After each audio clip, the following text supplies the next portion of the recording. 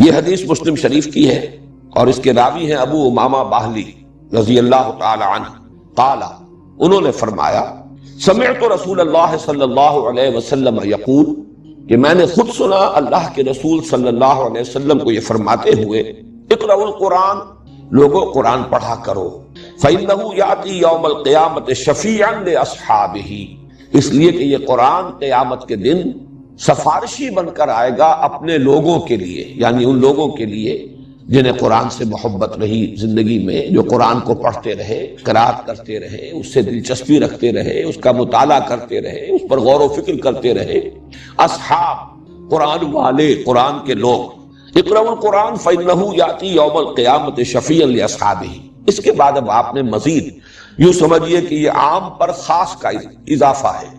اقرأوا الزہراوین، خاص طور پر دو نہایت تابناک اور روشن صورتوں کی قرات کیا کرو، پڑھا کرو دو نہایت تابناک اور روشن صورتوں کو، البقرہ و آل عمران۔ وہ زہراوین کو کیا ہے؟ البقرہ اور آل عمران۔ یہاں گویا کہ معین کر دیا حضور صلی اللہ علیہ وسلم نے ان دونوں صورتوں کے لیے ایک عنوان، نہایت تابناک صورتیں۔ فإنہما تأتیان یوم القیامۃ، اس لیے کہ یہ دونوں صورتیں قیامت کے روز ظاہر ہوں گی، آئیں گی قیامت کے دن۔ اب یہاں وہ الفاظ آ رہے ہیں جو میں نے ابھی آپ کو سنائے، کأنہما غمامتان، جیسے کہ وہ دو بدلیے ہوں۔ غمامہ کہتے ہیں بدلی، ابر کی کیفیت، دو بدلیوں کی صورت میں ظاہر ہوں گی۔ او غیایتان، یہ لفظ بھی اسی کے لیے ہے۔ او کأنہما فرقان من طیر صواف، یا یہ پرندوں کی دو ٹکڑیاں ہوں گی، تو حاجان عن صاحبہما، اور یہ دونوں جھگڑیں گی، محاجہ کریں گی۔ محاجہ یہ ہوتا ہے کسی کی طرف سے مدافعت کرنے میں تکرار کر کے بات کرنا، دلیل پر دلیل دینا۔ تو جو بھی ان دونوں صورتوں سے خصوصی شغف رکھنے والے لوگ ہوں گے، وہ لوگ کہ جو ان دونوں صورتوں کو پڑھنے والے ہوں گے، ان سے محبت کرنے والے ہوں گے، صاحب ہما، ان دونوں سے تعلق رکھنے والے لوگ، ان کی طرف سے وہ جھگڑیں گی، وہ ان کی سفارش کریں گی۔ تو اس میں غمامتان، غیایتان، فرقان، یہ الفاظ اور زہراوین، یہ الفاظ جو ہیں اس حدیث کے اندر آ گئے ہیں۔ یہ تو ہے مسلم شریف کی روایت، اور ایک اس میں جو دوسری روایت آئی ہے اس میں الفاظ یہ آئے ہیں۔ یہ روایت جو ہے یہ بھی مسلم شریف کی ہے، حضرت نواس بن سمعان رضی اللہ تعالی عنہ سے۔ قال سمعت رسول اللہ صلی اللہ علیہ وسلم یقول، وہ بھی فرماتے ہیں کہ میں نے خود سنا اللہ کے رسول صلی اللہ علیہ وسلم کو یہ فرماتے ہوئے، توطا یوم القیامت بالقرآن واہلہ، لائے جائیں گے قیامت کے دن قرآن بھی اور قرآن والے بھی، قرآن سے دلچسپی رکھنے والے، اللہ تعالی ہمیں ان میں شامل فرمائے۔ الذین کانوا یعملون بہ فی الدنیا، یعنی وہ لوگ جو اس پر عمل کرتے تھے دنیا میں، یعنی صاحب قرآن صرف پڑھنے کے معنی میں نہیں، صرف محبت کے معنی میں نہیں، الذین یعملون بہ فی الدنیا، دنیا میں جو اس پر عمل کرتے تھے قرآن پر، ان کو لایا جائے گا۔ تقدمہ سورۃ البقرہ آل عمران، اور آگے آگے چل رہی ہوگی قرآن مجید، جب لایا جائے گا تو آگے آگے ان میں سورہ بقرہ اور سورہ آل عمران ہوگی۔ وَضَرَبَ لَهُمَا رسول اللہ صلی اللہ علیہ وسلم ثلاثۃ امثال ما نسیتہن بعد۔ اس کے بعد راوی کہتے ہیں حضرت نواس بن سمعان رضی اللہ تعالی عنہ کہ اس کے بعد حضور نے ان دونوں صورتوں کے لیے کچھ تشبیہیں بیان کی کہ جن کو میں بھول نہیں سکا، یعنی اس قدر خوبصورت تشبیہیں حضور نے دی۔ وہ تشبیہ کیا ہے؟ کانہما غمامتان او ظلتان سوداوان بینہما شرق، یہ دونوں صورتیں ایسے ظاہر ہوں گی قیامت کے دن جیسے کہ دو بدلیاں ہیں، دو بادل ہیں، اور وہ سیاہ رنگ کی ہیں، یعنی سایہ کر رہی ہوں گی اپنے پڑھنے والے اور محبت کرنے والے ہیں ان پر۔ ان کے درمیان ایک روشنی بھی ہوگی، دو بدلیاں اسی طرح ظاہر ہوں گی، اگر وہ ملی ہوئی ہوں اور ان کے درمیان کوئی خلا نہ ہو جس میں روشنی آ رہی ہو تو وہ دو علیحدہ نہیں ہوں گی۔ گویا کہ ان کے اندر معنوی اعتبار سے تسلسل بھی ہے، لیکن یہ کہ دو صورتیں علیحدہ ہیں، سورہ بقرہ علیحدہ ہے، سورہ آل عمران ہے۔ او کانہما خرقان من طیر صواف، یا ایسے حضور نے تشبیہ دی کہ جیسے کبھی کبھی پرندوں کے جب جھنڈ کے جھنڈ آتے ہیں تو وہ اتنے، اگر وہ جھنڈ جو ہے وہ گہرا ہے کہ پھر وہ سائے اس کی وجہ سے ہو جاتا ہے اور وہ دھوپ کو روک لیتے ہیں اور سورج کو ڈھانپ لیتے ہیں، تو وہ گویا کہ اڑنے والے اور پروں کو پھیلانے ہوئے پرندوں کی ٹکڑیوں کے مانند ہوں گی۔ تو حاجان عن صاحبہما، اور یہ محاجہ کریں گی، سفارش کریں گی، جھگڑا کریں گی اپنے لوگوں کے بارے میں، ان کی طرف سے مدافعت کریں گی، ان کی وکالت کریں گی۔ یہ تو مسلم شریف کی روایت ہے، لیکن ترمذی میں اسی روایت کے جو الفاظ آئے ہیں، ما نسیتہن، وہ 3 تمثیلیں جو حضور نے بیان فرمائی جن کے بارے میں راوی کہتے ہیں حضرت نواس بن سمعان کہ میں ان کو بھول نہیں سکا، تو اس کی جو تشریح آئی ہے ترمذی کی روایت میں، قال یاتیان کانہما غیایتان بینہما شرق او کانہما غمامتان سوداوان او کانہما ذلتان من طیر صواف، 2 بدلیاں یا 2 ٹکڑیاں پرندوں کے 2 جھنڈ ہوں گے، تو جادلان عن صاحبہما، اور وہ مجادلہ کریں گی، محاجہ کریں گی، مجادلہ کریں گی، جھگڑیں گی، مدافعت کریں گی اپنے لوگوں کی طرف سے۔ تو ان 2 روایات، بلکہ میں نے 3 روایات آپ کو سنائی ہیں، اس لیے کہ ایک روایت تو حضرت ابو امامہ باہلی سے ہے، دوسری روایت جو ہے وہ مسلم شریف میں بھی ہے، اگرچہ راوی ایک ہی ہے حضرت نواس بن سمعان، لیکن مسلم شریف میں اس کے الفاظ قدر مختلف ہیں، اور ترمذی میں جو الفاظ آئے ہیں ان میں تھوڑا سا فرق ہے۔ ان سے ان دونوں صورتوں کی فضیلت بھی ظاہر ہوئی، اور نمبر 2 یہ کہ ان کا جوڑا ہونا ثابت ہو گیا، اس لیے کہ ان دونوں کو بریکٹ کیا ہے حضور صلی اللہ علیہ وسلم نے ایک نام سے، جیسے میں نے اس سے پہلے کئی مرتبہ عرض کیا ہے کہ آخری 2 صورتیں ان کے لیے تو ایک نام ایسا ہے کہ جو ہر شخص جانتا ہے، سورۃ الفلق اور سورۃ الناس معوذتین، یہ تو ایک نام جو ہے ہر شخص جانتا ہے، 2 صورتیں ہیں لیکن دونوں کا مضمون ایک ہے، اس لیے انہیں معوذتین کہا جاتا ہے، لیکن اس کے بارے میں یہ لفظ جو ہے زیادہ عام نہیں ہے، حالانکہ حضور صلی اللہ علیہ وسلم نے کس اہتمام کے ساتھ ان دونوں صورتوں کو بھی اسی طریقے سے ایک جوڑا قرار دیا ہے۔ اب جو اس کے وجوہ ہیں اور جو مظہر ہیں جوڑے ہونے کے، نسبت زوجیت کے، اب ان پر ہم نگاہ ڈال لیں۔ میں نے کئی مرتبہ عرض کیا ہے کہ یہ جو زوجیت ہے یا جوڑے ہونے کی نسبت ہے قرآن حکیم کی صورتوں میں، اس کے 2 پہلو ہوں گے، بعض اعتبارات سے مشابہت بہت نمایاں ہوگی، اور بعض اعتبارات سے ایک ریسیپروکل نسبت ہوگی، عکسی نسبت ہوگی، یا ہم یوں کہہ سکتے ہیں کہ تکمیلی نسبت ہوگی، کہ دونوں چیزیں مل کر ایک مضمون کو مکمل کر رہی ہوں، یا ایک مضمون کا ایک رخ ادھر آ گیا ہو اور ایک رخ اسی کا دوسری صورت میں آ گیا ہو۔ تو زوجین میں یہ دونوں چیزیں لازم ہیں، جیسے کہ ہم جانتے ہیں حیوانات کے اندر ایک نوع جو ہے اس کی جو 2 جنسیں ہوں گی وہ ایک دوسرے سے بہت مشابہ ہوں گی، شیر اور شیرنی، ظاہر بات ہے کہ وہ ان کا اپنی ایک مشابہت ہے، 99% تو ان کے مشابہت کی شکل نظر آئے گی، بیل اور گائے، لیکن یہ کہ آپ کو معلوم ہے کہ بعض اعتبارات سے ان کا جسمانی نظام ایسا بنایا گیا ہے کہ وہ ایک مقصد کی تکمیل کرتے ہیں۔ فرق ہے، لیکن وہ فرق ایسا نہیں ہے کہ جس کے مابین کوئی وحدت مقصد موجود نہ ہو، مقصد ایک ہے۔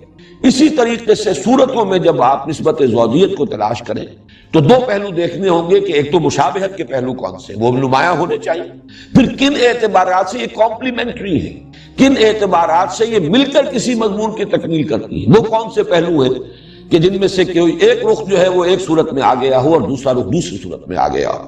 ظاہر بات ہے یہ چیزیں تو تفصیل سے آئیں گی، ورنہ تو یہ خود بڑا لمبا موضوع اس وقت ہو جائے گا، تفصیل سے یہ چیزیں آئیں گی بعد میں جب کہ ہم ان صورتوں کا مطالعہ کریں گے۔ اس وقت یہ کہ 3 4 چیزیں نوٹ کر لیجئے دونوں اعتبارات سے۔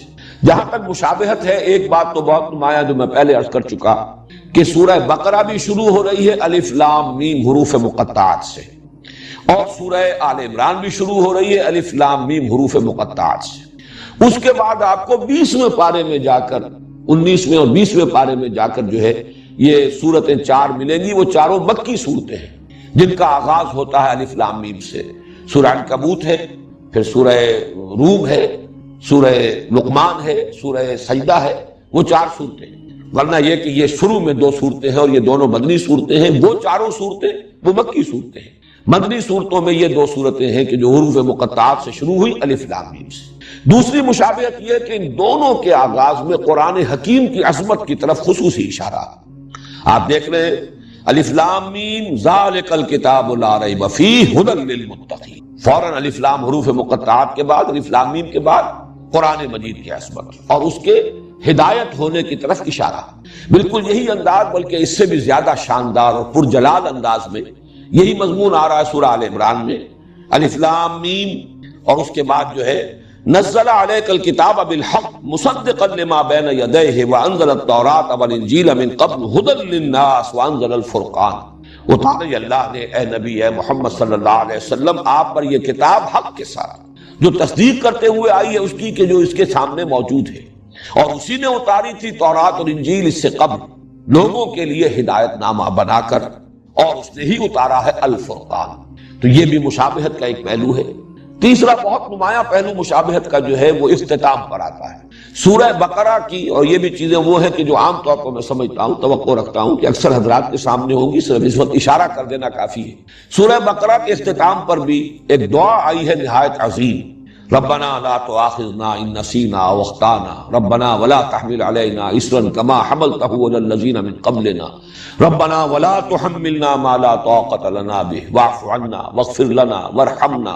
اب یہ نہایت عظیم دعا ہے۔ اسی طریقے سے تھوڑا سا فرق ہے، 4 آیتیں پہلے، 5 آیتیں پہلے سورہ آل عمران کے اختتام پر 5 آیتیں قبل اگر دیکھیں گے تو ایک عظیم دعا ہے جو کئی آیات پر مشتمل ہے۔ ربنا ما خلقت هذا باطلا سبحانك فقنا عذاب النار ربنا انك من تدخل النار فقد اخزيته وما للظالمين من انصار ربنا اننا سمعنا مناديا ينادي للايمان ان امنوا بربكم فآمنا ربنا فاغفر لنا ذنوبنا وكفر عنا سيئاتنا وتوفنا مع الابرار ربنا وآتنا ما وعدتنا على رسلك ولا تخزنا يوم القيامة انك لا تخلف الميعاد۔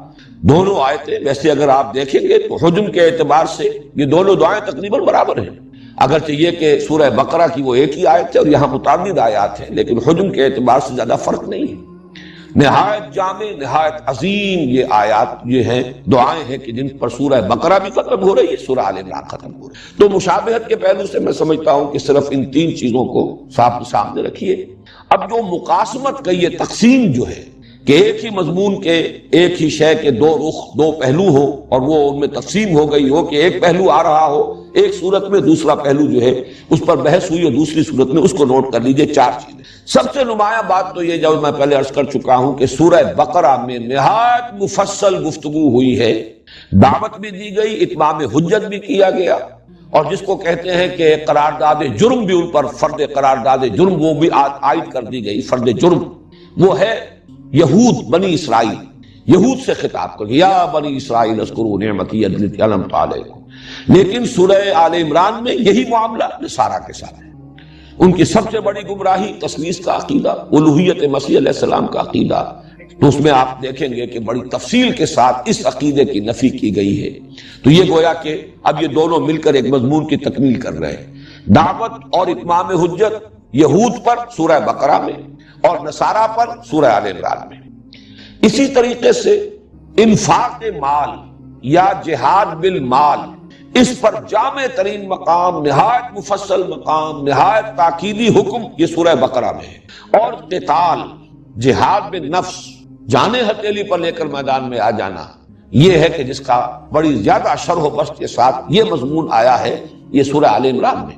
آپ کو معلوم ہے کہ یہ قرآن حکیم کے اندر جہاد کا لفظ جہاں بھی آتا ہے بالمال والنفس، جاہدوا فی سبیل اللہ باموالکم وانفسکم، جہاد بالمال یہ ہے اللہ کی راہ میں، اللہ کے دین کے لیے، اس کے غلبے کے لیے، اس کی دعوت کے لیے مال خرچ کرنا، اور جان لگا دینا، قتال اس کی بلند ترین شکل ہے کہ نقد جان ہتھیلی پر رکھ کر ایک شخص میدان میں آ گیا ہے، اپنی جان نثار کرنے کے لیے تیار ہے۔ تو یہ گویا کہ ایک ہی مضمون، جیسے وہ مضمون ایک تھا اتمام حجت اور دعوت اہل کتاب کو، 2 حصوں میں تقسیم ہو گیا، یہود سورہ بقرہ میں، نصارہ سورہ آل عمران میں، جہاد فی سبیل اللہ، جہاد بالمال سورہ بقرہ میں، اور جہاد بالنفس اور قتال فی سبیل اللہ یہ سورہ آل عمران میں۔ اسی طرح یہ ذرا ایک لطیف بات ہے، سورہ بقرہ میں زیادہ زور اور زیادہ ایمفیسس ایمان پر ہے، جبکہ سورہ آل عمران میں آپ دیکھیں گے زیادہ زور، زیادہ ایمفیسس اسلام پر ہے۔ اب یہ بھی حقیقت کے اعتبار سے ایک ہی شے ہے، ایمان ایک باطنی کیفیت ہے، یقین کی ایک کیفیت ہے، وہ دل کے اندر ہے، وہ باطن میں ہے انسان کے، اور اسلام اسی کا ظہور خارجی ہے۔ انسان کے عمل میں جو روش ہوگی اس ایمان کی بنیاد پر اس کا نام اسلام ہے۔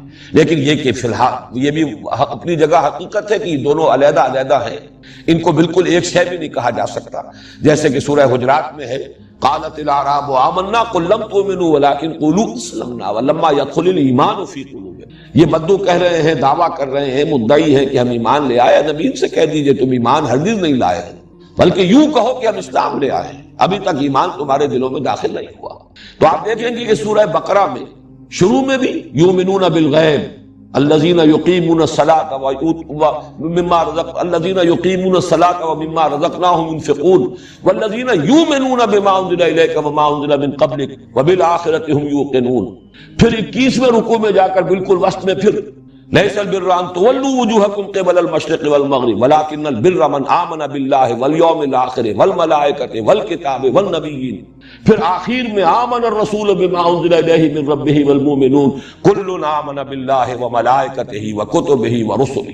اب یہ آپ اندازہ دیکھیے کہ ابتدا، انتہا اور درمیان میں یہ تینوں جگہ پر ایمان کے بارے میں اہمیت کے ساتھ گفتگو ہو رہی ہے۔ اسلام کے بارے میں آپ کو یہی انداز نظر آئے گا سورہ آل عمران میں، ان الدین عند اللہ الاسلام، اور آگے چل کر ومن یبتغی غیر الاسلام دینا فلن یقبل منہ۔ وہاں اسلام پر زیادہ ایمفیسس ہے، یہاں ایمان پر زیادہ ہے۔ ایک اور بات نوٹ کیجئے کہ ایمان کے بھی قرآن مجید میں دو مظہر قرار دیے گئے ہیں عملی۔ ایمان اگر اندر ہے تو اس کا ظہور جب انسان کے عمل میں ہوگا، اس کے دو اہم مظاہر ہیں علیحدہ علیحدہ۔ ایک مظہر ہے نماز، روزہ، تقوی، خشوع، خضوع، ذکر کے اندر لذت کا آنا۔ ایک ہے جہاد، قتال، اللہ کی راہ میں تکلیفیں اٹھانا، صبر، مصابرت، ایثار، قربانی، میدان میں آنا، مقابلہ کرنا، باطل سے پنجہ آزمائی کرنا۔ یہ دو ہیں رخ عمل کے، ایمان کے نتیجے میں یہ دو مظاہر ہیں۔ اب آپ دیکھیے کہ اس میں بھی تقسیم ہے۔ سورہ بقرہ کے آغاز میں یہ آیا ھدی للمتقین الذین یؤمنون بالغیب ویقیمون الصلاۃ ومما رزقناہم ينفقون والذین یؤمنون بما انزل الیک وما انزل من قبلک وبالآخرۃ هم یوقنون اولئک علی ھدی من ربہم واولئک هم المفلحون۔ ایک رخ یہاں بیان کر دیا گیا۔ سورہ آل عمران میں دوسرا رخ آ رہا ہے۔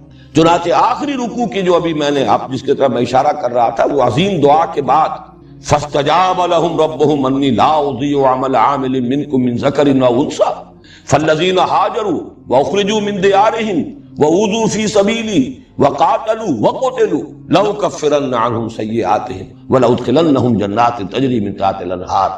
اور پھر آخری آیت جو ہے وہ بھی اسی مضمون کو نمایاں کر رہی ہے، یا ایھا الذین آمنوا اصبروا وصابروا ورابطوا واتقوا اللہ لعلکم تفلحون۔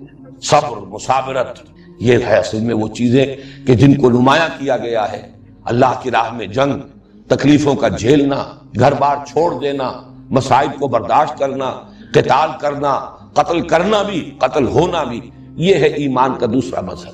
سورہ آل عمران کے اختتام پر یہ دوسرا پہلو، سورہ بقرہ کے آغاز میں پہلا پہلو، اور اسی کی ایک مثال ہے بہت ہی نمایاں قرآن حکیم میں سورہ انفال میں یہ دونوں پہلو جمع کیے گئے، لیکن اس طور سے کہ شروع میں یہ سورہ بقرہ والا پہلو ہے، اور فرمایا گیا وہ لوگ جب اللہ کا نام لیا جائے تو ان کے دل لرز جاتے ہیں، نماز قائم کرتے ہیں۔ یہ ساری کیفیات جو ہیں وہ شروع میں آئی، اور فرمایا گیا اولئک ھم المؤمنون حقا، یہ لوگ ہیں حقیقی مومن، سچے مومن۔ آخر میں آیا جو اللہ کی راہ میں جہاد کرتے ہیں، قتال کرتے ہیں، وہ لوگ جنہوں نے نصرت کی، انصار، وہ لوگ جنہوں نے ہجرت کی، یہ لوگ اولئک ھم المؤمنون حقا، یہ لوگ ہیں کہ جو سچے مومن ہیں۔ معلوم ہوا کہ یہ تصویر مومن کی شخصیت کی تصویر جو ہے اس کے دو رخ ہیں، دونوں کی تکمیل سے مومن کی شخصیت کا حیولہ صحیح طور پر سامنے آتا ہے، ورنہ وہ یک رخا رہ جائے گا۔ ایک رخ وہ ہے جو خانقاہوں میں نظر آتا ہے، وہاں وہ جہاد اور قتال نہیں، اللہ کی راہ میں باطل سے پنجہ آزمائی نہیں ہے، لیکن مراقبے ہیں، اور وہاں بھی ظاہر بات ہے کہ بہت مجاہدے تو ہوتے ہیں، نفس کشی ہوتی ہے، اور وہ مخالفت نفس کے اندر مبالغے بھی ہوتے ہیں، لیکن دوسرا رخ نہیں ہے۔ اور ایک یہ ہو سکتا ہے کہ مرد میدان تو ہو، لیکن یہ کہ وہ سوز کی کیفیت جو ہے، سوز و ساز رومی جسے کہا اقبال نے، کبھی سوز و ساز رومی، کبھی پیچ و تاب راضی، اگر وہ باطنی سوز نہیں ہے، وہ حب نہیں ہے، محبت نہیں ہے اللہ کی اور اس کے رسول کی، تو معلوم ہوگا کہ کھوکھلی سی ایک چیز ہے۔ یہ دونوں چیزیں مل کر در حقیقت بندہ مومن کی شخصیت کی تصویر کی تکمیل کرتی ہے۔ اور یہاں جیسا کہ میں نے عرض کیا، سورہ بقرہ کے آغاز میں ایک رخ نماز، زکوٰۃ، ایمان، یقین، خشیت، تقوی، آخرت کا یقین، اور دوسرا رخ جہاد، قتال، ہجرت، مصابرت، صبر، یہ دوسرا رخ ہے جو سورہ آل عمران میں آیا. صرف اسی پر فی الحال اتفاق کریں. اس کے بعد یہ ہے کہ جب ہم ان دونوں صورتوں کا مطالعہ تفصیل سے کریں گے تو یہ اور نکھرتا چلا جائے گا کہ کس طرح یہ دونوں صورتیں مل کر مضمون کی تکمیل کرتی ہیں. یہ صورتوں میں نسبت زوجیت کی ایک نہایت کامل مثال ہے، اور اس کے لیے دلیل میرے پاس سب سے بڑی، اس لیے کہ ہمارے لیے تو سب سے بڑی دلیل محمد الرسول اللہ صلی اللہ علیہ وسلم کا فرمایا ہوا ہے. جس طریقے سے آخری دونوں صورتیں معوذتین ایک نام میں جمع کی گئیں، اسی طریقے سے ان صورتوں کے لیے حضور نے الزہراوین، الغمامتین، الغیایتین، الذلتین، الخرقین، الفرقین، یہ تمام الفاظ تثنیہ کے اس لیے استعمال کیے کہ بات واضح ہو جائے کہ یہ دونوں صورتیں جو ہیں یہ مل کر ایک مضمون کی تکمیل کرتی ہیں اور یہ آپس میں جوڑے کی نسبت رکھتی ہیں. اب آئیے سورۃ البقرہ. سورۃ البقرہ کے بارے میں بھی تمہیدی مضامین ہو جائیں، اس کے بعد ہم سلسلے وار لفظ بلفظ مطالعہ شروع کریں گے. سب سے پہلی چیز اس سورہ مبارکہ کے لیے اس کی عظمت. ایک تو عظمت دونوں کی مشترک جو ہے وہ تو میں حدیثیں آپ کو سنا چکا. سورہ بقرہ، سورہ آل عمران مشترک طور پر زہراوین ان کی جو عظمت ہے، لیکن یہ ہے کہ سورہ بقرہ کے بارے میں نبی اکرم صلی اللہ علیہ وسلم کی دو احادیث آپ کو سنانا چاہتا ہوں. دونوں ترمذی سے ہیں اور دونوں کے راوی حضرت ابو ہریرہ رضی اللہ تعالی عنہ. عن ابی ہریرہ رضی اللہ تعالی عنہ ان رسول اللہ صلی اللہ علیہ وسلم قال لکل شیء سنام وسنام القرآن سورۃ البقرہ وفیہا آیۃ ہی سیدۃ آی القرآن آیۃ الکرسی. حضور نے فرمایا ہر شے کی ایک چوٹی ہوتی ہے، ایک کوہان، جیسے اونٹ کی کہ وجود میں وہ کوہان جو ہے بڑا نمایاں ہوتا ہے، ایسے ہی ہر شے میں، جس کو آپ انگریزی میں کلائمیکس سے تعبیر کرتے ہیں، ہر شے کا ایک کلائمیکس ہے، ہر شے کا ایک نقطہ عروج ہے، ہر شے کی ایک چوٹی ہے. اور قرآن کی چوٹی سورہ بقرہ ہے، اور اس میں ایک آیت تو وہ ہے کہ جو تمام آیات قرآنیہ کی سردار ہے، اور وہ آیت الکرسی ہے. واقعہ ہے کہ آیت الکرسی وہ تو عظیم ترین آیت ہے، بلکہ یہ کہ اس کے بارے میں بھی حضور نے بالکل وہی بات کہی ہے جو سورہ اخلاص کے بارے میں کہی ہے. سورہ اخلاص کو حضور نے قرار دیا کہ یہ ربع قرآن ہے، قرآن ثلث قرآن، چوتھائی حصہ قرآن کا، اور آیت الکرسی کو بھی ربع قرآن قرار دیا. اس اعتبار سے اس کی بڑی عظمت ہے. دوسری حدیث ہے وہی حضرت ابو ہریرہ رضی اللہ تعالیٰ عنہ سے کہ حضور نے ارشاد فرمایا ان بیت الذی تقرأ فیہ البقرۃ لا یدخلہ الشیطان. وہ گھر کے جس میں سورہ بقرہ کی تلاوت کی جاتی ہو اس میں شیطان داخل نہیں ہو سکتا. وہ گویا کہ ایک حصار کا اور حفاظت کا اور دفاع کا کام جو ہے فریضہ سر انجام دیتی ہے. یہ سورہ بقرہ جس گھر میں کہ اس کے پڑھنے کا اہتمام ہوتا ہو، انتظام ہوتا ہو، بار بار پڑھا جاتا ہو، اس کا چرچا ہوتا رہتا ہو، تو جو شیطان ہے وہ اس سے بھاگتے ہیں. زمانہ نزول کے بارے میں نوٹ کر لیجئے کہ یہ سورہ مبارکہ ظاہر بات ہے کہ 40 رکوعوں پر مشتمل ہے. آیات کے اعتبار سے تقریباً ہمارے ہاں جو مصحف ہیں ان میں تو 286 کا حصہ ہی آپ کو ملے گا، 286 آیات. البتہ مختلف قرأتوں کے اعتبار سے ایک ایک کا فرق ہے. بعض حضرات کے نزدیک 285 آیات شمار میں آتی ہے اس کی، اور بعض کے نزدیک جو ہے 287 بھی ہے، لیکن یہ کہ تقریباً اجماع جو ہے وہ 286 کی عدد پر ہے. لیکن وہ صرف گنتی کا فرق ہے، یہ نہیں ہے کہ کسی آیت کے بارے میں اختلاف ہو کہ وہ قرآن کا حصہ ہے یا نہیں. کہیں کسی جگہ پر ایک گنتی ہو جاتی ہے آیت کی اور کسی جگہ پر نہیں ہوتی. یہ سورہ فاتحہ میں بھی میں بیان کر چکا ہوں. بعض حضرات کے نزدیک یہ صراط الذین انعمت علیہم غیر المغضوب علیہم ولا الضالین یہ ایک ہی آیت ہے، لیکن یہ کہ اکثر حضرات کے نزدیک، اور چونکہ میں نے اس کو وہ جو حضور صلی اللہ علیہ وسلم نے حدیث قدسی ہمیں سنائی ہے کہ اللہ فرماتے ہیں کہ میں نے اس صلاۃ کو اپنے مابین 2 حصوں میں تقسیم کر لیا، اس کے حوالے سے میرے نزدیک تو گویا کہ یہ بات بالکل ثابت ہے کہ یہ دونوں آیات علیحدہ ہیں. صراط الذین انعمت علیہم علیحدہ آیت ہے، غیر المغضوب علیہم ولا الضالین علیحدہ آیت ہے. اس وقت صرف حوالہ دے رہا ہوں کہ متن میں کوئی فرق نہیں ہے، الفاظ میں کوئی کمی بیشی نہیں ہے، صرف یہ کہ گنتی کے اعتبار سے تقریباً اجماع ہے کہ سورہ بقرہ کی آیات 286 ہیں، لیکن بعض قراء جو ہے اسے 285 شمار کرتے ہیں، بعض کے نزدیک 287. اب اتنی طویل صورت یہ اس پر اجماع ہے کہ یہ بیک وقت نازل نہیں ہوئی.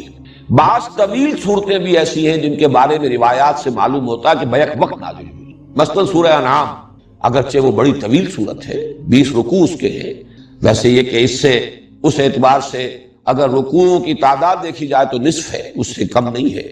اس کے بارے میں روایات ہے کہ وہ بیک وقت نازل ہوئی ہے، اور حضرت جبرائیل علیہ السلام جب اسے لے کر نازل ہوئے ہیں تو 70,000 فرشتے ان کے جلو میں تھے۔ یہ اس کی خاص شان ہے۔ جب اس سورہ انعام ہم پڑھیں گے تو انشاءاللہ پھر اس کی فضیلت کے ضمن میں جو روایات آئی ہیں وہ میں آپ کو سناؤں گا۔ یہ جو سورت ہے یہ ایک وقت میں نازل نہیں ہوئی، البتہ تقریباً اس پر اجماع ہے کہ ہجرت کے متصلاً بعد، ہجرت کے فوراً بعد سے شروع ہو کر اور غزوہ بدر سے پہلے تک جو قرآن حکیم کی آیات نازل ہوئی ان سب کو حضور صلی اللہ علیہ وسلم نے اس سورہ مبارکہ کی شکل میں جمع کرایا۔ یہ وقتاً فوقتاً، یہ تقریباً آپ سمجھیے کہ 2 سال کا وقفہ بنتا ہے۔ اس عرصے کے دوران جو آیات نازل ہوتی رہی وقتاً فوقتاً، ان کو حضور فرما دیتے تھے کہ اس کو فلاں آیت کے بعد رکھو، اس کو فلاں آیت کے بعد وہاں رکھ لو۔ اس طریقے سے مرتب تو کروا دیا حضور نے، یہ مضامین میں تفصیل سے بیان کر چکا ہوں۔ قرآن مجید مرتب ہو گیا تھا حضور صلی اللہ علیہ وسلم کی اپنی زیر ہدایت، آپ کی اپنی حیات دنیاوی کے دوران۔ البتہ یہ کہ نازل تو ہوا ہے مختلف ترتیب سے، ترتیب نزولی اور ہے اور ترتیب مصحف ہے، اس میں کوئی شک نہیں۔ تو یہ تقریباً یوں سمجھیے کہ پورا یہ جو عرصہ ہے 2 سال سے کچھ کم کی مدت ہے، ہجرت کے بعد سے لے کر اور ہے اولہ آخرہ۔ تو میں یہ عرض کر رہا تھا کہ زمانہ نزول جو ہے سورہ بقرہ کا ہجرت کے فوراً بعد سے لے کر غزوہ بدر سے متصلاً قبل تک یہ زمانہ نزول کا ہے۔ البتہ جیسا کہ آگے چل کر میں واضح کروں گا، ایک سورہ مبارکہ اور ہے قرآن حکیم کی، سورہ محمد صلی اللہ علیہ وسلم۔ اندازہ یہ ہوتا ہے کہ غزوہ بدر سے قبل وہ سورت بھی نازل ہوئی ہے، بلکہ اس کا نام سورۃ القتال بھی ہے، گویا کہ اسی میں قتال کی فرضیت جو ہے وہ آئی ہے۔ اس اعتبار سے سورہ بقرہ اور ادھر وہ سورہ محمد صلی اللہ علیہ وسلم، ان دونوں کو جمع کر لیجئے تو قرآن مجید کا یہ حصہ وہ ہے کہ جو ہجرت کے بعد سے لے کر اور غزوہ بدر سے پہلے تک نازل ہوا۔ اس میں سورہ محمد کے بارے میں صلی اللہ علیہ وسلم بعد میں بات کر لیں گے، اس وقت جو ہے اس کو نوٹ کر لیجئے کہ اس سورہ مبارکہ کا زمانہ نزول یہی ہے۔ البتہ استثناءات ہیں، ان استثناءات میں سے 2 آیتیں تو وہ ہیں کہ جو سورہ بقرہ کے آخر میں، ان کو کہا جا سکتا ہے کہ مکیات ہیں، اس پہلو سے کہ ہجرت سے پہلے حضور کو یہ عطا ہو گئی، اور ان کی خصوصی شان یہ ہے کہ بقیہ قرآن تو آسمان سے زمین پر نازل ہوا ہے، حضور صلی اللہ علیہ وسلم نے ریسیو کیا ہے اس زمین پر جب آپ تھے۔ وہ 2 آیتیں آپ کو عطا کی گئی ہیں جبکہ شب معراج میں آپ خود آسمان پر تشریف لے گئے تھے۔ یہ امت کے لیے عظیم ترین تحفہ ہے جو اللہ تعالیٰ نے شب معراج میں حضور صلی اللہ علیہ وسلم کو عطا فرمایا۔ وہ 2 آیتیں ہیں جو سورہ بقرہ کے آخر میں ہے، انہی میں وہ دعا بھی ہے جس کا میں نے تذکرہ کیا شروع میں، نہایت عظیم دعا۔ اس کے علاوہ کچھ آیات ایسی ہیں خاص طور پر کہ جو سود کی حرمت سے متعلق ہیں، ان کے بارے میں بالاجماع یہ ہمیں معلوم ہے کہ سن 9 میں نازل ہوئی۔ تو سن 9 ہجری خاصا فصل ہے، یہ سن 2 ہجری کے اندر غزوہ بدر ہو رہا ہے، تو اس اعتبار سے وہ آیات بھی بعد کی ہیں، لیکن ان کو بھی مضمون کی مناسبت سے نبی اکرم صلی اللہ علیہ وسلم نے سورہ بقرہ میں شامل کیا ہے۔ اس طرح کی استثناءات شاید کوئی اور بھی لیکن شاذ کے درجے میں ہوگی، اور جیسا کہ آپ کو معلوم ہے کہ ایکسیپشنز پروو دی رول، تو بحیثیت مجموعی یہ کہا جائے گا یہ سب سے پہلی مدنی صورت ہے، یعنی ہجرت کے بعد سے لے کر اور غزوہ بدر سے متصلاً قبل تک کا زمانہ اس کا زمانہ نزول ہے۔ اب اس سورہ مبارکہ کا جو تجزیہ ہے مضامین کا، یہ بھی اپنی جگہ پر بڑی اہمیت کا حامل ہے، اور پھر یہ کہ اگر اس کے حوالے سے اس کے مضامین کو ذہن نشین کرنے کی کوشش کی جائے تو اس میں بہت سہولت حاصل ہوتی ہے۔ اور جیسا کہ میں نے پہلے بھی عرض کیا تھا، یہ میں سمجھتا ہوں کہ اللہ تعالیٰ کا خصوصی فضل ہے کہ اس نے اس کے ضمن میں بعض ایسی تشبیہات کی طرف ذہن کو منتقل کر دیا، وہ میں آپ کے سامنے ابھی رکھوں گا، کہ اس کے حوالے سے اس مضمون کو یاد رکھنا، ذہن نشین کرنا، سمجھنا بہت آسان ہو جائے گا۔ ایک تو یہ کہ اس سورہ مبارکہ کے لیے میں نے ایک نام تجویز کیا ہے، سورۃ الامتین۔ یہ بھی تثنیہ کا صیغہ آ رہا ہے، یہ 2 امتوں کی سورت ہے، اور مجھے یہ جرأت اس وجہ سے ہوئی کہ جیسے کہ ہم وہ حدیث پڑھ چکے ہیں، قسمت الصلاۃ بینی و بین عبدی نصفین۔ اللہ تعالیٰ فرماتے ہیں کہ میں نے سورہ فاتحہ جو الصلاۃ ہے، اصل نماز ہے، اسے اپنے اور اپنے بندے کے مابین 2 برابر نصفین میں، 2 آدھے حصوں میں تقسیم کر دیا ہے۔ فنصفها لی ونصفها لعبدی ولعبدی ما سأل، اس کا آدھا حصہ میرے لیے ہے اور آدھا حصہ بندے کے لیے ہے، اور میں نے دیا بندے کو جو اس نے مجھ سے مانگا۔ اسی طرح میں عرض کر رہا ہوں کہ قسمہ اللہ نصفین، اس سورہ مبارکہ کو بھی اللہ تعالیٰ نے دو نصفوں میں تقسیم کر دیا ہے۔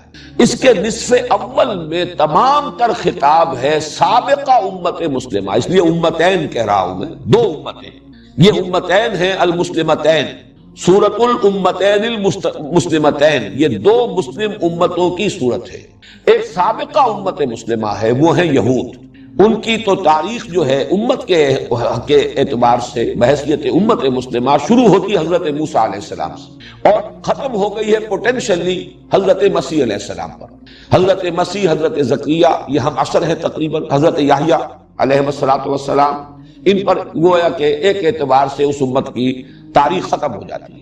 اگرچہ وہ امت ابھی تک ایک قوم کی حیثیت سے، ایک نسل کی حیثیت سے یہودی اب بھی ہے اور حضور صلی اللہ علیہ وسلم کے زمانے میں بھی موجود تھے، لیکن امت کے اعتبار سے ان کا دور جو ہے وہ در حقیقت 13 قبل مسیح سے شروع ہو کر 1300 برس جو ہے حضرت مسیح سے قبل حضرت مسیح پر آ کر جب انہوں نے حضرت مسیح کی دعوت کو ماننے سے نہ صرف انکار کیا بلکہ انہیں اپنے بس پڑتے سولی پر چڑھا دیا، اس اعتبار سے وہ اسی وقت معزول ہو چکے۔ لیکن یہ کہ ایک شے جس کا فیصلہ ہو جاتا ہے کسی موقع پر، اس کا ظہور ہوا ہے حضور صلی اللہ علیہ وسلم کی بعثت پر۔ وہ معزول کیے گئے حضور کی بعثت پر بالفعل بالقوہ معزول ہو چکے حضرت مسیح علیہ السلام ہی کی بعثت کے زمانے میں، جبکہ انہوں نے حضرت مسیح علیہ السلام سے دشمنی برتی اور انہیں اپنے حد تک سولی پر چڑھا کر کر دیا۔ دوسرا حصہ جو ہے اس سورہ مبارکہ کا وہ موجودہ امت مسلمہ۔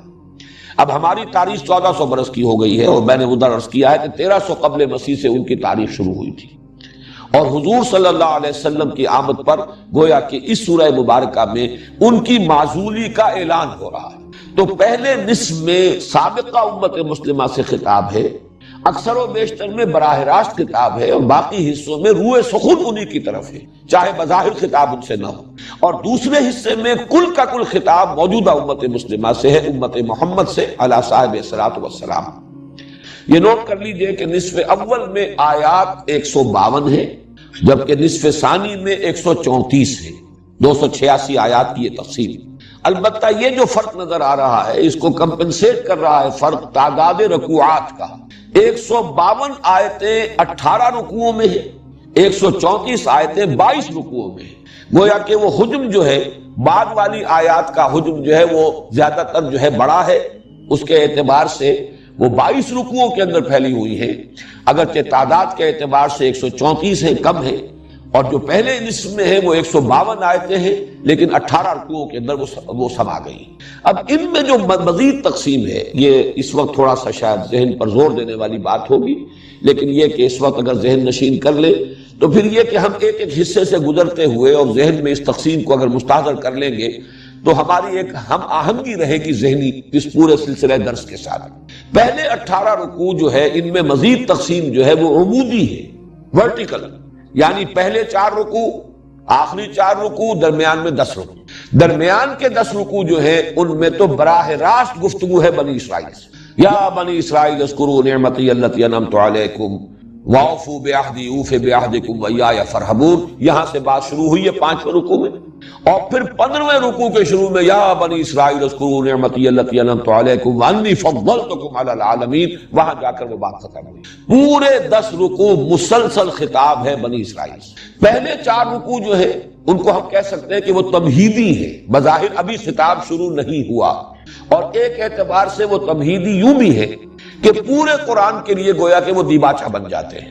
پہلے 2 رکوعوں میں 3 قسم کے انسانوں کی تقسیم، ایک وہ جو اس قرآن سے فائدہ اٹھا سکتے ہیں یا جنہوں نے اس قرآن سے فائدہ اٹھایا ہے، یہ میں وضاحت کروں گا، شاید آج ہی اس کی نوبت آ جائے ورنہ کل وضاحت ہوگی سورہ بقرہ کا جب ہم لفظ برز مطالعہ شروع کریں گے۔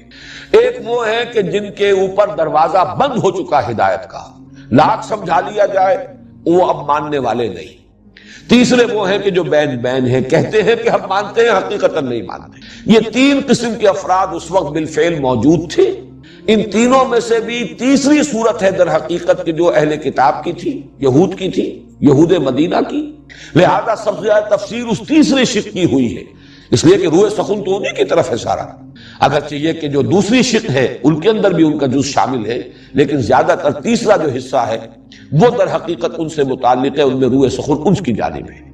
لیکن ایک اعتبار سے یہ ابدی اہمیت کے حامل ہے کہ گویا کہ ان میں بیان کیا جا رہا ہے کہ کون لوگ ہیں جو قرآن کی ہدایت سے مستفید ہو سکیں گے، کون وہ ہیں کہ جن کے لیے اس کا دروازہ بند ہے، کون وہ ہے کہ جو بین بین ہے، کچھ استفادہ کرتے بھی ہیں، تھوڑا بہت راستہ چل بھی لیتے ہیں، لیکن یہ ہے کہ پھر وہ چھٹک کر کھڑے ہو جاتے ہیں، ہمت جواب دے جاتی ہے۔ ہمیشہ یہ تین قسم کے لوگ دنیا میں رہے ہیں کسی بھی دعوت کے رد عمل پر۔ ایک وہ لوگ جنہوں نے اس دعوت کو قبول کیا اور ہر چہ بعد آباد پورے طور سے اس کے رنگ میں اپنے آپ کو رنگ لیا اور اس کے لیے اپنے آپ کو وقف کر دیا۔ ایک وہ جو اڑ گئے، کفر، عناد، دشمنی، ہٹ دھرمی، تعصب، اس کی وجہ سے رک گئے کہ کوئی دلیل، کوئی استشہاد، کوئی استدلال ان کے لیے مفید نہیں ہوا۔ ایک وہ کہ جو کچھ کسی درجے میں مان کر، لیکن یہ کہ پورے طور سے ماننا، ٹوٹل آئیڈینٹیفیکیشن اپنے آپ کی اس کے ساتھ کر لینا، یہ ان کے بس کا روگ نہیں ہوتا۔ یہ تین قسم کے لوگ ہمیشہ تھے، ہمیشہ رہیں گے۔ اس اعتبار سے وہ گویا کہ یونیورسل ٹروتھ کے درجے میں ہے، لیکن چونکہ انہی کے پردے میں روح سخون ہے یہود کی طرف، اس اعتبار سے وہ نصف اول کے مضامین میں شامل ہے۔ بقیہ دو رکوعوں میں جو دین کی بنیادی تعلیم ہے، اس کو نوٹ کیجئے، چونکہ جو 2/3 حصہ قرآن مجید کا تھا وہ تو نازل ہو چکا ہے سورہ بقرہ سے قبل۔ سورہ بقرہ تو ہجرت کے بعد نازل ہو رہی ہے، اور اس کو قرآن مجید میں بالکل شروع میں رکھا گیا ہے۔ جو دین کی بنیادی تعلیمات ہیں، جو عقائد ہیں، جو فلسفہ ہے، جو حکمت دین ہے، وہ تو پورا کا پورا آ چکا ہے مکی صورتوں میں۔ تو ضرورت پیش آئی اور یا حکمت خداوندی کا یہ تقاضا ہوا کہ اس کا خلاصہ اس سورہ بقرہ کے آغاز میں رکھ دیا جائے، تاکہ ایک عام قاری جب اسے پڑھ رہا ہو تو اس کے سامنے وہ مکی قرآن کے مضامین کا خلاصہ آ جائے، پھر وہ آگے بڑھے۔ تو 4 رکوع جو ابتدائی ہیں وہ اس اعتبار سے تمہیدی ہیں، 4 رکوع جو بعد کے ہیں، یعنی 4 کے بعد 10 رکوع میں براہ راست خطاب ہوگا بنی اسرائیل سے، آخری 4 رکوعوں میں یہ ٹرانزیشن ہے کہ اب ابراہیم کی ایک نسل میں یہ امت مسلمہ اور اللہ تعالیٰ نے یہ مقام ان کو عطا کیا ہوا تھا، منصب دیا ہوا تھا یہود کو، اب وہ منصب سلب کر کے حضرت ابراہیم ہی کی نسل کی دوسری شاخ حضرت اسماعیل کی نسل میں حضرت محمد صلی اللہ علیہ وسلم کی بعثت ہوئی، اور اب ان پر جو لوگ ایمان لائے تو ایک نئی امت وجود میں آئی۔ اب ان کو نصب کیا جا رہا ہے، یہ منصب اب ان کو عطا کیا جا رہا ہے۔ اس حوالے سے حضرت ابراہیم چونکہ وہ نقطۂ جامع ہے ان دونوں امتوں کی، جہاں پر جا کر کہ پھر جہاں پہ وہ مل جاتی ہے جو سلسلہ ان کا ہے، وہ حضرت ابراہیم کی شخصیت ہے۔ اس اعتبار سے حضرت ابراہیم کا ذکر، تعمیر کعبہ کا ذکر، پھر کعبے کی طرف اب رخ کا پھیر دیا جانا، تحویل قبلہ، وہ گویا کہ علامت ہے اس کی کہ اب وہ سابق قبلے والے یعنی یہود جن کا قبلہ رہا یروشلم، بیت المقدس، اب وہ معزول کر دیے گئے۔ اب اس کعبے کے گرد ایک نئی امت محمد وجود میں آ گئی، اور اس کا نصب عمل میں آ چکا، وہ اب اس منصب پر فائز کر دیا۔ یہ ہے 18 رکوع جو پہلے ہیں نصف اول کے، 4 تمہیدی، 10ویں خطاب بنی اسرائیل سے براہ راست، اور پھر 4 کے اندر وہ تحویل جو ہے کہ ایک کی معزولی کا اعلان اور دوسرے کے اس منصب پر فائز کرنے کا اعلان۔ اس کے بعد جو بقیہ ہے 22 رکوع، اب خطاب شروع ہوا براہ راست امت مسلمہ سے۔ گویا کہ تحویل قبلہ ایک طرح کی کورونیشن تھی، تاج پوشی تھی۔ امت مسلمہ، امت محمد صلی اللہ علیہ وسلم اب اس مقام پر فائز کر دی گئی، اس کی تاج پوشی ہو گئی۔ اب ان سے خطاب ہے، اس خطاب کے بارے میں وہ تشبیہ عرض کر رہا تھا کہ وہاں غور کیجئے تو مضامین جو ہیں بظاہر، یہ لفظ مناسب نہیں ہے قرآن کے لیے، لیکن بظاہر کٹے پھٹے سے نظر آتے ہیں، یا یوں کہیے کہ بظاہر مضامین گڑبڑ نظر آتے ہیں۔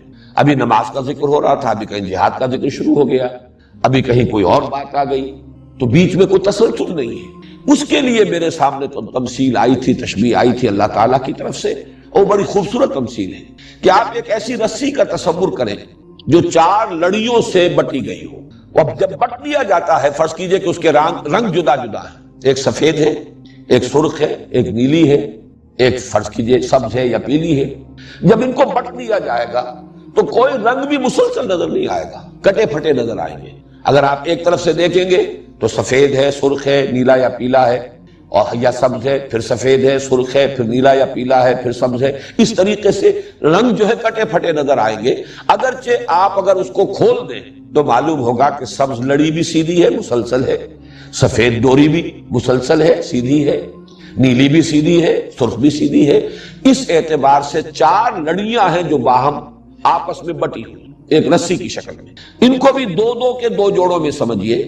ایک ہے احکام شریعت، یہ کرو یہ نہ کرو، اور ایک ہے جہاد فی سبیل اللہ. پھر پہلے کے بھی دو حصے ہیں، احکام شریعت میں عبادات ہیں اور معاملات ہیں، اور دوسری طرف جہاد میں انفاق یا جہاد بالمال بھی ہے اور قتال جہاد بالنفس بھی ہے. تو چار یہ جو ڈوریاں ہیں یا چار لڑیاں ہیں، ایک میں عبادات سے متعلق احکام، دوسرے معاملات انسانی سے متعلق احکام، تیسرے انفاق فی سبیل اللہ جہاد بالمال، چوتھے قتال فی سبیل اللہ یا جہاد بالنفس. ان چاروں لڑیوں کو اس طریقے سے بٹ دیا گیا ہے ایک رسی کی شکل میں کہ یہ چاروں مضامین ایک دوسرے کے بعد مختلف وقفوں سے آ رہے ہیں. بہرحال ان سب میں خطاب جو ہے وہ امت مسلمہ سے. اس اعتبار سے اب ان میں جو پولرائزیشن ہے یا ان میں جو تقسیم ہے چار مضامین کی، وہ ورٹیکل نہیں ہے، ہاریزونٹل ہے. وہ چار لڑیاں ہیں جو چل رہی ہیں مسلسل، اور وہ چار لڑیاں جو ہیں آپس میں بٹے ہونے کی وجہ سے بظاہر کٹی پھٹی نظر آتی ہیں. یہ ترتیب ہے سورہ بقرہ کے مضامین کا تجزیہ. 40 رکوع، 18 ادھر 22 ادھر. 18 میں خطاب امت مسلمہ سابقہ یہود سے، 22 میں خطاب امت مسلمہ موجودہ یعنی ہم مسلمانوں سے. پہلے 18 میں 10 درمیانی میں براہ راست خطاب یہود سے، 4 تمہیدی شروع میں، 4 تحویلی، امت سابقہ معزول، اور یہ امت نئی جو محمد الرسول اللہ پر ایمان کی بنیاد پر وجود میں آئی، جس کا مرکز ہے، جس کا قبلہ ہے خانہ کعبہ، اب یہ اس مقام پر فائز کر دی گئی. بقیہ میں 22 رکوعوں میں 4 مضامین کی لڑیاں ہیں جو بٹی ہوئی ہیں، احکام عبادات سے متعلق، معاملات سے متعلق، اور جہاد بالمال اور جہاد بالنفس یا قتال فی سبیل اللہ. اب اس کے بعد آئیے ہم سورہ بقرہ کا آغاز کرتے ہیں، اور اس میں سب سے پہلے آ رہے ہیں حروف مقطعات الف لام میم. آج اگر اسی کے بارے میں ہم چند باتیں نوٹ کر لیں تو میں سمجھتا ہوں کہ آج کا قضا ہو جائے گا، اس سے آگے پھر انشاءاللہ کل چلیں گے. حروف مقطعات کے بارے میں چند باتیں تو وہ ہیں کہ جو بالکل قطعی ہیں، متفق علیہ، وہ پہلے نوٹ کر لیجئے. مقطعات انہیں کیوں کہا جاتا ہے؟ قطع کاٹا، قطع ٹکڑے ٹکڑے کر دیا. یہ قطع سے باب تفعیل ہے، تقطیع، قطع یقطع تقطیع، ٹکڑے ٹکڑے کر دینا. اس لیے کہا جاتا ہے کہ انہیں علیحدہ علیحدہ پڑھا جاتا ہے. لکھے ہوئے ہیں الف لام میم جڑے ہوئے، لیکن علم نہیں پڑھ سکتے اس کو. الف لام میم، ہے اور میم جڑے ہوئے لکھے ہوئے ملیں گے آپ کو قرآن میں، لیکن ہا میم علیحدہ علیحدہ پڑھے جائیں گے. یاسین، یاسین، طٰہٰ، الف لام را، کاف ہا یا عین صاد، علیحدہ علیحدہ. تو چونکہ انہیں علیحدہ علیحدہ پروناؤنس کیا جاتا ہے، اس لیے ان کو حروف مقطعات کہا جاتا ہے. ان کے بارے میں جو متفق علیہ باتیں ہیں، ان کا حتمی یقینی مفہوم و معنی کسی کو معلوم نہیں سوائے اللہ اور اس کے رسول صلی اللہ علیہ وسلم. قال و اقول بہت ہے، لوگوں نے رائے دی ہیں، اپنا اپنا ذوق ہے، اپنے مزاج کی مناسبت سے باتیں کہی ہیں، لیکن اس پر تقریباً اتفاق ہے کہ ان کا یقینی حتمی مفہوم کسی کو معلوم نہیں. یہ ایک راز ہے اللہ اور اس کے رسول کے مابین. اسی اعتبار سے بعض حضرات نے کہا کہ یہ ایک طرح سے کوڈ ورڈز ہیں، جیسے کہ کسی میسج کو کمیونیکیٹ کرنے سے پہلے کوئی کوڈ ورڈز دیے جائیں، تو شاید حضور صلی اللہ علیہ وسلم کو پہلے یہ الفاظ پہلے جو ہے کمیونیکیٹ کیے گئے ہوں، اور اس کے حوالے سے صورت نازل ہوئی ہے، تو یہ گویا کہ ایک سند کے درجے میں وہ الفاظ، وہ حروف جو ہیں اس کے ساتھ آئے ہیں. واللہ عالم، یہ بھی صرف ایک قیاس ہے، کنجکچر ہے، اس کے سوا کچھ نہیں. البتہ دوسری یقینی بات یہ ہے کہ حضور صلی اللہ علیہ وسلم سے ان کے معنی اور مفہوم کے ضمن میں مرفوعاً کوئی قول منقول نہیں. حضور نے نہیں بتایا کہ اس کے یہ معنی، اگر ہوتے تو یقیناً اس کے بعد ہمارے سب سر تسلیم خم ہوتا، ہم اس کو تسلیم کرتے، لیکن حضور نے ان کے معنی نہیں بتائے. اسی سے ضمنی طور پر ایک بات اور جو ذہن نشین کر لیجئے کہ عربوں کا ایک خاص مزاج تھا، وہ ہم یہاں سے انفر کر سکتے ہیں. وہ عمل کی طرف ان کا دھیان زیادہ تھا، توجہ زیادہ تھی. جن چیزوں کا کسی عمل سے تعلق نہ ہو اس کے بارے میں انہوں نے حضور سے سوال بھی نہیں. یہ تو ہمارا جو ایک انداز ہے خاص طور پر، اور یہ عجمی انداز، ایرانی ذہن، بلکہ پورا آریائی ذہن، یہ کہا جاتا ہے کہ سیمیٹک جو سامی نسلیں ہیں ان کے اور آریائی نسلوں کے مابین یہ بڑا فرق و تفاوت ہے مزاج کا. آریائی قوم جو ہے، اقوام جو ہے، اور آریائی نسلیں جو ہیں ایرینز، وہ بڑے منطقی لوگ، بال کی کھال نکالنے والے لوگ، وہ علمی کھود کریت کے اندر لگ جانے والے لوگ، اور سیمیٹکس جو ہیں ان میں ان چیزوں سے زیادہ مناسبت نہیں بلکہ عمل کی طرف ہے، وہ زیادہ ایکشن اورینٹڈ ان کا مزاج ہے۔ تو یہ چیز واقعتاً ثابت ہوتی ہے کہ صحابہ کرام نے بہت کم سوالات کیے ہیں حضور سے صلی اللہ علیہ وسلم ان چیزوں کے بارے میں جن کا تعلق انسان کے عمل سے نہیں ہے، بلکہ وہ صرف کسی علمی نوعیت کی چیز ہو، جس کی ایک بڑی نمایاں مثال میں نے بارہا بیان کی ہے، اس حدیث میں سامنے آتی ہے جو حضرت علی سے مروی ہے، حضرت ترمذی کی روایت ہے، فرماتے ہیں کہ حضور نے ایک دفعہ ارشاد فرمایا انہا ستکون فتنۃ، ان قریب ایک بہت بڑا فتنہ رونما ہوگا۔ اب حضور نے تو یہ خبر دے دی۔ حضرت علی فرماتے ہیں کہ میں نے سوال کیا مل مخرج منہا یا رسول اللہ، اے اللہ کے رسول اس سے نکلنے کا راستہ کون سا ہوگا؟ اب یہی وہ فرق نمایاں ہو جاتا ہے۔ میں یہ کہا کرتا ہوں کہ اگر ہم ہوتے تو ہم پوچھتے وہ کب ہوگا، کیوں ہوگا، کدھر سے آئے گا، کیسے آئے گا، کس صورت میں آئے گا، کچھ نہیں۔ یہ سارے سوالات جو ہیں یہ علمی نوعیت کے، معلوماتی نوعیت کے، کب، کیوں، کیسے، کدھر سے، یہ سارے کچھ نہیں پوچھا۔ حضرت علی نے پوچھا وہ چیز جس کا تعلق عمل سے ہے، اس سے نجات کی راہ کون سی ہوگی؟ بس آپ نے فرمایا فتنہ ہوگا، ہمارے لیے کافی ہے۔ اب عملی اہمیت جو ہے وہ اس سوال کی من مخرج منہا یا رسول اللہ، اللہ کے رسول یہ بتائیے اس سے نکلنے کا راستہ کون سا؟ تو اس کے جواب میں جو حضور نے پھر ارشادات فرمائے ہیں وہ مدح قرآن اور قرآن مجید کی تعریف، اس کے اعتبار سے واقعہ یہ ہے کہ بہت بڑا خزانہ ہے، وہ یوں فصاحت کا، بلاغت کا، ادبیت کا، اور پھر حکمت کا، علم کا، معرفت کا بہت بڑا خزانہ۔ بہرحال یہاں صرف یہ نقطہ بیان کرنا تھا کہ اس سے معلوم ہوتا ہے کہ صحابہ نے بھی پوچھا نہیں ان کے بارے میں کہ یہ الفاظ کیا ہے۔